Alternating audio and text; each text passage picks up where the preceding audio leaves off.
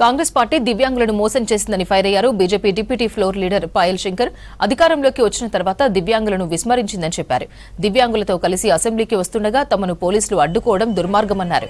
దివ్యాంగులకు అండగా ఉంటామని, వారి సమస్యల పరిష్కారం కోసం పోరాటం చేస్తామన్నారు పాయల్ శంకర్.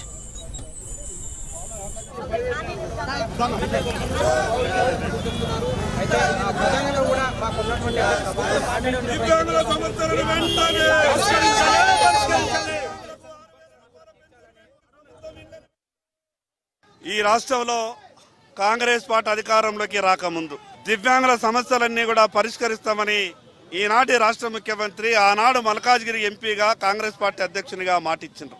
ఈ రాష్ట్రంలో కాంగ్రెస్ పార్టీ అధికారంలోకి వచ్చి 2.5 సంవత్సరాలు గడిచినా దివ్యాంగుల సమస్యలుగానే ఉన్నాయి. అనేక సందర్భాల్లో ప్రభుత్వ దృష్టికి తీసుకెళ్లే ప్రయత్నం చేసినాం.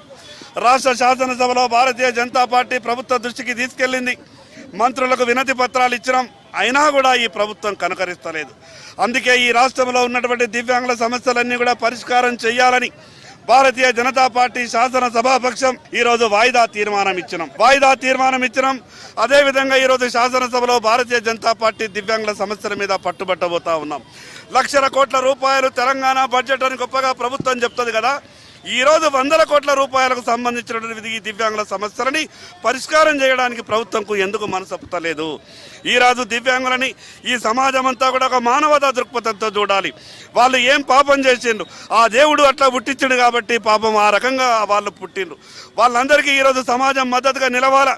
ఇప్పటి వరకు వాళ్ళకు ఇల్లు రాలేదు, ఇప్పటి వరకు 6,000 రూపాయల పెన్షన్ రాలేదు, ప్రభుత్వ ఉద్యోగాలలో రిజర్వేషన్ రాలేదు, ఈరోజు 3 వీలర్లు ఇస్తామన్నారు, ఇయ్యలేదు.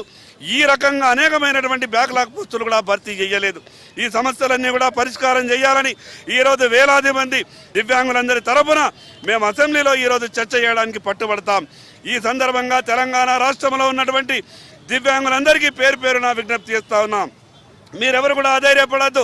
మీకు భారతీయ జనతా పార్టీ అండగా ఉన్నది. మీ సమస్యలు పరిష్కారం అయ్యే వరకు రేపు జిల్లా స్థాయిలో, రాష్ట్ర స్థాయిలో, మండల స్థాయిలో సమస్య ఎక్కడైనా మీది కావచ్చు. దివ్యాంగులకు మేమందరం కూడా భరోసా ఇస్తున్నాం. మీరు అధైర్యపడకండి. ఈ ప్రభుత్వం మీద ఒత్తిడి తీసుకొస్తాం. దివ్యాంగుల సమస్యలు పరిష్కారం అయ్యే వరకు భారతీయ జనతా పార్టీ